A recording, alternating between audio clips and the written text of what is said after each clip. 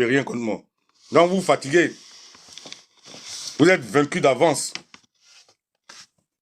La lumière va toujours gagner sur l'obscurité. L'obscurité ne peut jamais battre la lumière. Donc, il est mieux de vous repentir et de me rejoindre dans la lumière. Avec Jésus-Christ, on gagne toujours. Il n'y a pas une âme forgée contre moi qui puisse prospérer. Ne vous fatiguez même pas même.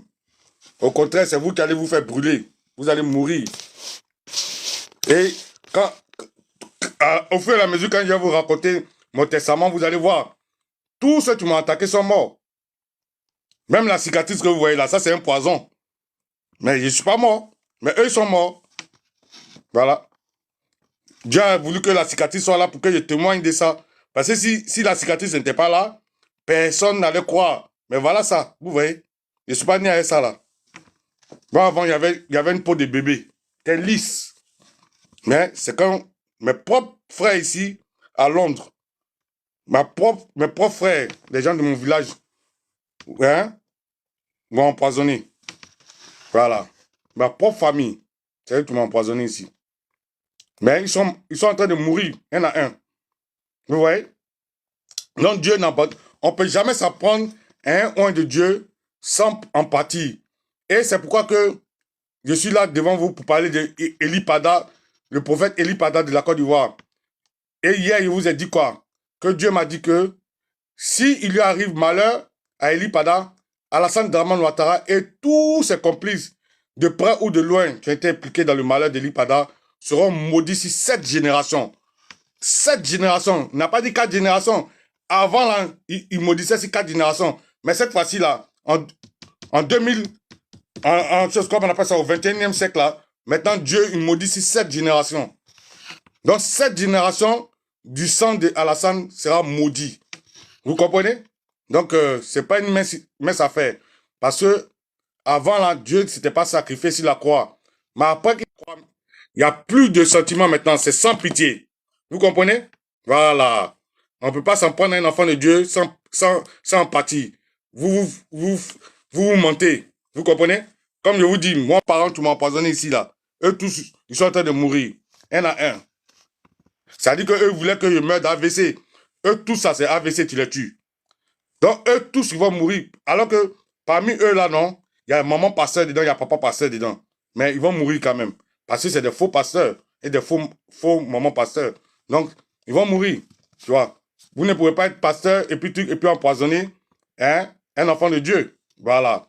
Surtout que je n'ai rien fait. Voilà. Moi, quand je suis venu ici, c'est eux. Après 3 semaines, tu m'as chassé. Mais Dieu ne m'a jamais laissé dormir dehors. Mais après 15 ans, je m'avais vous soutenir dans le funérailles. C'est là que vous trouvez le temps de m'empoisonner.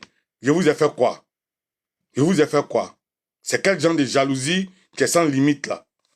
Vous comprenez? Pensant que Dieu allait me tuer. Mais Dieu ne m'a pas tué. C'est la même chose que ce qui est arrivé à Job. Satan voulait que Job réunisse Dieu. Mais moi, je n'ai jamais régné Dieu. Au contraire, c'est son nom que j'ai crié. J'ai crié Jésus. Donc, il n'a jamais laissé la flèche rentrer dans mon cœur. Et quand la flèche est explosée dans mon sang, c'est là que ça fait des cicatrices comme ça. C'est tout. Mais, jamais, je n'ai jamais eu crise cardiaque. Mais quand eux, au contraire, eux, ils sont morts de crise cardiaque. Ils sont en train de mourir, eux tous. Voilà. C'est comme ça, retour à l'envoyeur. C'est ça, on dit que Dieu, c'est pas un homme. Il est Dieu. Donc, c'est pas un homme avec qui on va s'amuser, pour croire que c'est un homme, qu'on va faire les conneries, et puis on va pas payer. Tout ce que sa parole dit là, c'est ce qui se passe. Voilà. Donc, là maintenant, ils ont compris qu'avec Dieu, on ne s'amuse pas.